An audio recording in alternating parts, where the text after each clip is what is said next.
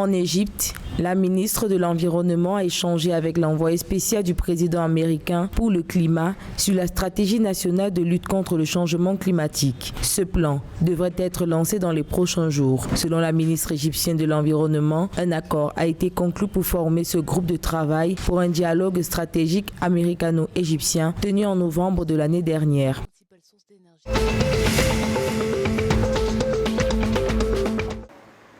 Au Maroc, le ministre de l'Industrie, du Commerce et la ministre israélienne de l'Économie ont signé un accord de coopération commerciale et d'investissement. Cet accord vise, entre autres, à créer des zones industrielles qualifiées. L'accord adopté est une nouvelle étape pour s'engager sur la voie d'une coopération intense et mutuellement bénéfique entre le Maroc et Israël. De par l'accord signé entre Israël et le Maroc, Israël devrait augmenter ses échanges commerciaux avec le Maroc de 1,2 milliards à 4,7 milliards de dirhams marocains.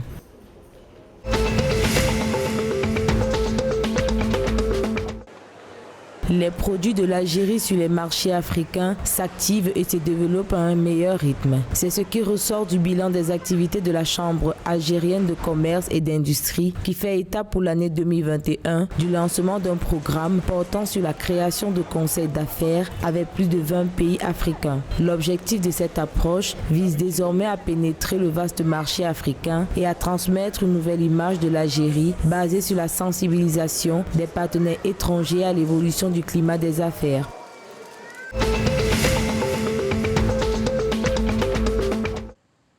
En Tunisie, les exportations industrielles ont augmenté de 19,4% à 41,7 milliards de dinars en 2021 contre 34,9 milliards de dinars en 2020. D'après les données statistiques publiées le 20 février 2022 par l'Agence de promotion de l'industrie et de l'innovation, les ventes du secteur des industries alimentaires, toutes les filières du secteur des industries manufacturières ont vu leurs exportations évoluer. Ainsi, la valeur des exportations des industries alimentaires est estimé au cours de l'année dernière à 3,290 milliards de dinars contre 3,781 milliards de dinars en 2020.